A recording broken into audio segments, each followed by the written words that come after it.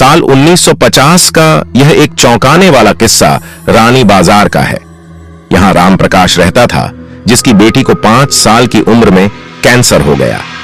कई डॉक्टरों को दिखाने और इलाज कराने पर भी उसमें किसी तरह का सुधार नजर नहीं आया। होते होते एक रात कैंसर ने उसकी जान ले ली।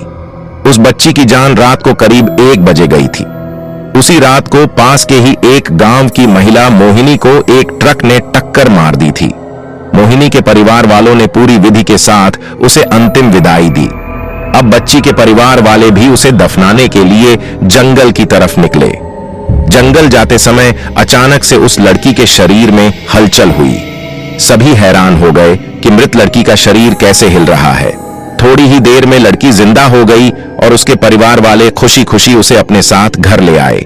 किसी को इस बात की भनक नहीं थी कि उस लड़की के अंदर उसी रात ट्रक से टकराने वाली मोहिनी की आत्मा घुस गई थी।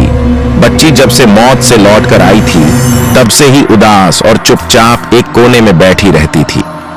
एक दिन उसकी मां ने उसे खुद अपने हाथों से खाना खिलाया और मामा के घर लेकर जाने की बात कही। खाना खिलाकर उसे अच्छे से तैयार करके वो उसे अपने मायके ले गई।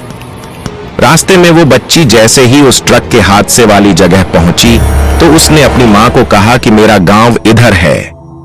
मां ने उसकी बातों पर बिल्कुल गौर नहीं किया और उस बात को हंसी में टाल दिया। कुछ ही देर में वो अपनी बेटी के मामा यानी अपने भाई के घर पहुंच गई। 1-2 दिन बाद मामा जी के घर के आसपास ही बच्ची के अंदर घुसी मोहिनी को अपनी पड़ोसन सिमरन दिखी। उसने जोर से उसे नाम से पुकारा। सिमरन ने पलटकर देखा तो एक छोटी बच्ची थी। उसे बड़ी हैरानी हुई कि इस लड़की को मेरा नाम कैसे पता है। तभी मोहिनी ने अपने साथ बीती सारी बातें उसे बता दी। उसने कहा कि मेरे परिवार वालों ने मेरी मौत से ही पहले मुझे जला दिया था, इसलिए मेरी आत्मा भटक रही है।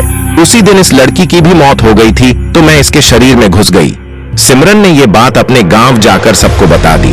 पूरे गांव वाले और उसके रिश्तेदार मोहिनी से मिलने के लिए उसी बच्ची के मामा के घर के पास पहुंच गए।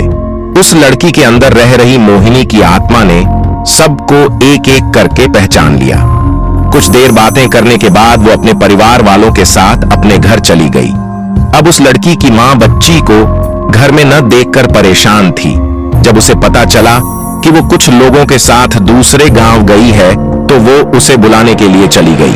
अपने परिवार के साथ खुश मोहिनी ने वापस आने से मना कर दिया। पास के ही लोगों ने उसे समझाया कि तुम्हें दोनों परिवार के साथ रहना चाहिए, इससे सभी को खुशी मिलेगी।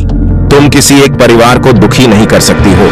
इस बात को सुनने के बाद लड़की के शरीर में रह रही मोहिनी अपनी मां के साथ वापस आने के लिए राजी हो गई।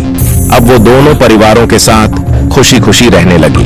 कहानी से सीख: जल्दबाजी में किया गया है कार्य अधूरा रह जाता है, इसलिए कोई भी कार्य करने से पहले उसे अच्छे से देख परख लेना चाहिए।